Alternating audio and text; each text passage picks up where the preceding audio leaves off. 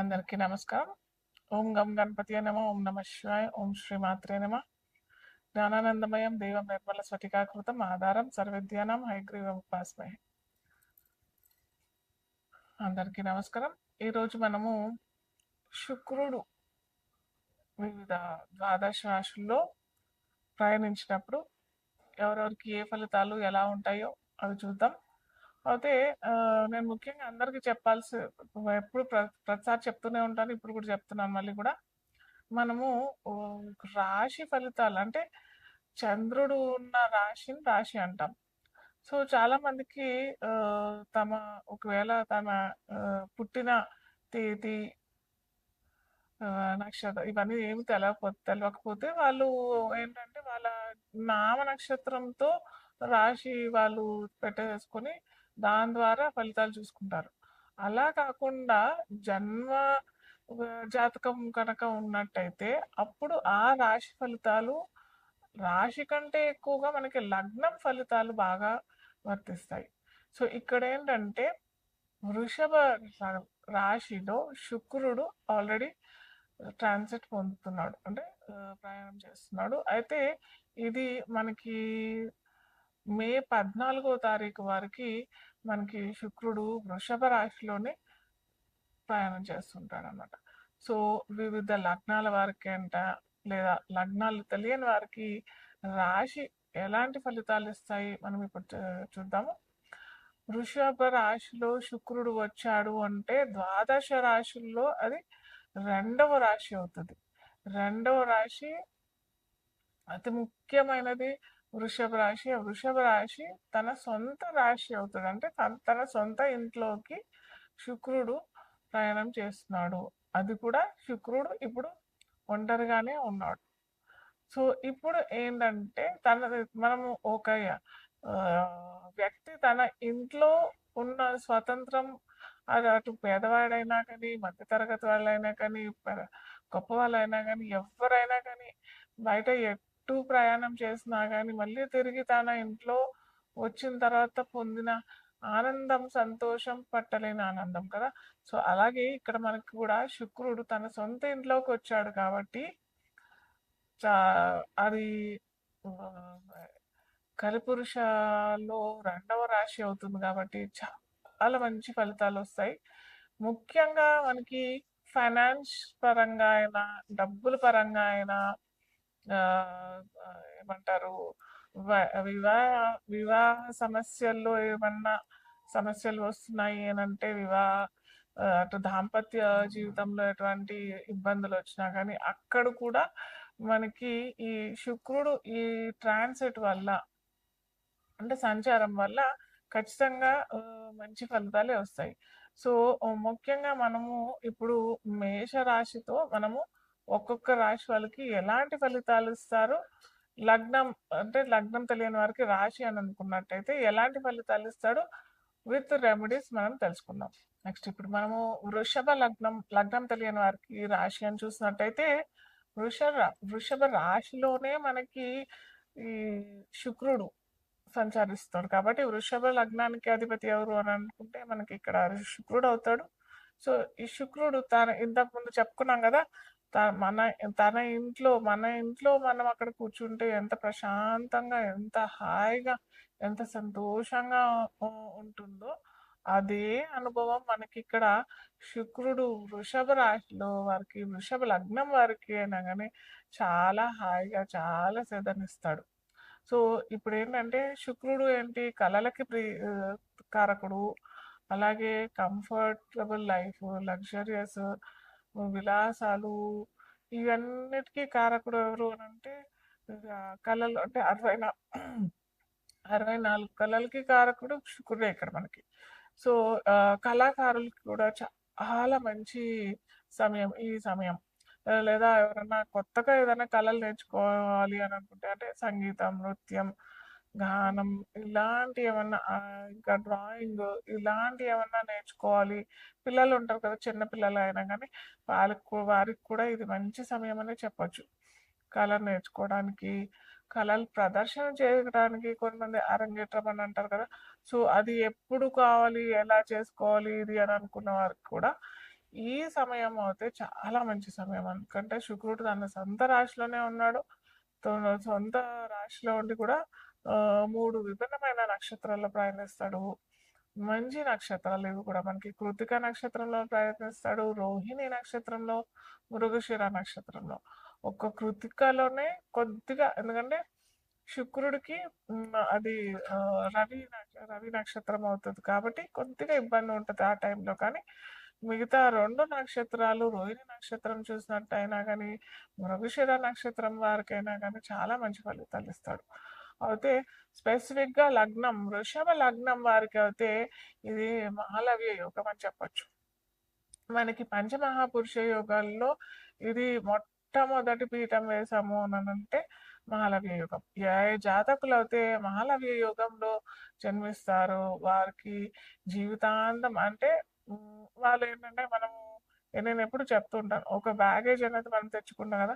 అది పాపమైనా కానీ, పుణ్యమైనా కానీ. సో, వీళ్ళంటే బాగా పెద్ద మూట, పుణ్యం మూట తెచ్చుకున్నారు. ఆ పుణ్యం మూట ఈ జన్మలో ఖర్చు పెట్టుకునేటట్టుగా అంటే పుణ్యాన్నంతా వాళ్ళు విలాసంగా విలాసమైన వస్తువులు అనుభవించడము ఇలాంటి ఒక సిచ్యువేషన్‌లో పుట్టిన జాతకులు మహాలవ్య యోగం అని చెప్తారు.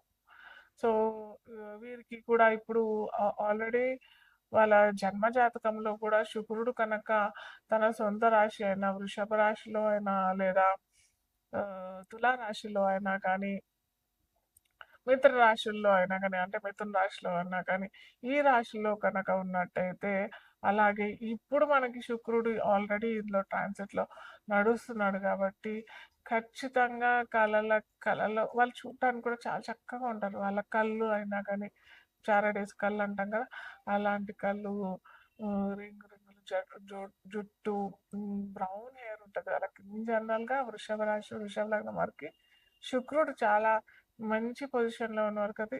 జనరల్‌గా ఇలాంటివి ఉంటారు. సో, అయితే వీరికి ఇంకొకటి చెప్పాలంటే ఏమైనా కొనుక్కోవాలి అని అనుకున్న వారికి కూడా కొనుగోలు చేయాలి అని కొనుగోలు అనంటే ఏంటి వస్తువులు అంటే విలాసవంతమైన వస్తువులు. అంటే ఒక మంచి కారు కొన్నాము, ఒక మంచి ఇల్లు, ఒక మంచి విల్లా చూస్తున్నాము, ఒక మంచి ఫ్లాట్ చూస్తున్నాము, బంగారం కొనుక్కోవాలనుకుంటున్నాము, జ్యువెలరీ, వస్త్రాలు మంచి మంచి వస్త్రాలు కొనుక్కోవాలి అని అనుకున్న వారికి కూడా ఇది మంచి సమయం అనే చెప్పొచ్చు. ఏ రంగంలో ఉన్నారు అని చూడకండి. అన్ని రంగాల వారికి మటుకు ఖచ్చితంగా వృషభ లగ్నం, వృషభ రాశి వారికి మంచి ఫలితాలే ఇస్తాడు. కేవలం నేను చెప్పేది గుర్తుపెట్టుకోండి.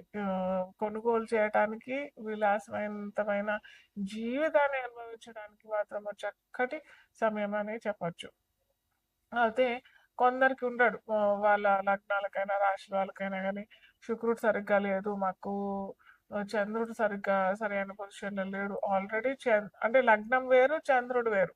అందరూ కొద్దిగా కన్‌ఫ్యూజ్ అయ్యేదేంటంటే లగ్నం అదే అనుకుంటారు, రాశి అదే అనుకుంటారు. కాదు. ఇది కాదు. లగ్నం డిఫరెంట్, రాశి డిఫరెంట్. రాశి చంద్రుడు ఎక్కడ ఉంటాడో మన జన్మ జాతకంలో చంద్రుడు ఎక్కడ ఉంటాడో అది మనం రాశి అంటాం. సో ఇక్కడ ఏంటంటే మనకి లగ్నం వృషభ లగ్నం అయ్యి చంద్రుడు రాశి వేరేగా ఉన్నాడు, శుక్రుడు కూడా సరిగ్గా లేడు అని అంటే మటుకు ఖచ్చితమైన రెమెడీస్ చేసుకొని మనకి జ్యోతిష్యంలో రెమెడీస్ చేసుకున్న తర్వాత ఫలితాలు వచ్చేవి చాలా అద్భుతంగా వస్తాయి. సో మీరు పర్సనల్గా నన్ను సంప్రదించాలి అని అనుకుంటే మీ శుక్రుడు ఎక్కడున్నాడు, చంద్రుడు ఎక్కడున్నాడు, రవి ఎక్కడున్నాడు ఇవన్నీ చూసి చాలా ఈజీగా మీరు ఇంట్లోనే చేసుకునే విధంగా నేనైతే చెప్తాను. సో ఇప్పుడు నా చేతిలో చూస్తున్నది ఇదేంటంటే 7 చక్ర క్రిస్టల్ బ్రేస్లెట్. సో ఇది ఎవరైనా ధరించవచ్చు. ఈ పర్టికులర్‌గా ఈ రాశి వాళ్ళే అన్నట్టు అయితే ఏమీ లేదు. దీంట్లో మనకి ప్యూర్ క్రిస్టల్స్ ఉంటాయి. ఇక్కడ రెడ్ జాస్పర్ ఉంటది. ఇక్కడ గ్రీన్ అవెన్సరిన్ అనేసి అంటే క్రిస్టల్స్ పేర్లనమాట ఇది. గ్రీన్ అవెన్సరిన్, ఇక్కడ మనకి ఇది చూసినట్టయితే యెల్లో సఫైర్, ఇది చూసినట్టయితే బ్లూ సఫైర్, ఇదైతే పర్పుల్ అవెన్సరిన్. సో ఇలాగా ఇవన్నీ ఒక్కొక్క క్రిస్టల్ ఒక్కొక్క తత్వం చెందినదనమాట. అంటే మన బాడీలో సప్త చక్రాలుంటాయి గదా! ఈ చక్రాలన్నీ మనం బ్యాలెన్స్డ్‌గా ఉంటేనే మనకి ఎటువంటి ఆరోగ్య సమస్య లేకుండా ఉంటుంది. బాడీ ఒత్తిడి పొందకుండా ఉంటుంది. సో, మనము అటు డాక్టర్స్ దగ్గరికెళ్ళి చిన్న చిన్న వాటికి ఏదో మెడిసిన్స్ ద్వారా క్యూర్ అయిపోతది. కానీ అది టెంపరరీ ఎఫెక్టే కదా! ఎప్పుడైతే మనకి 7 చక్రాలు కరెక్ట్‌గా అలైన్ అయ్యి కుండలిని శక్తి అంటాం గదా! సో, ఆ కుండలిని శక్తి మనము ఇప్పుడున్న హడావుడిలో మాత్రం చేసుకోలేని వారు కూడా ఈ దీన్ని ధారణ చేసినట్టయితే, ఎప్పుడైతే మన ఈ చక్రాలు కరెక్ట్‌గా అలైన్ చేసినట్టయితే, మన బ్యాక్ ఎనకాలుంటాయి. బ్యాక్ బోన్ ఉంటాయి గదా! స్పైనల్ కార్డ్‌కి కరెక్ట్‌గా 7 చక్రాలుంటాయి. ఈ చక్రాలు కనుక అలైన్ చేసినట్టయితే, మనకి ఎటువంటి ఆరోగ్య సమస్యలు రావు. మానసిక ఒత్తిడి కూడా లేకుండా ఉంటుంది. కాకపోతే ఇంతకుముందు చెప్పాను గదా!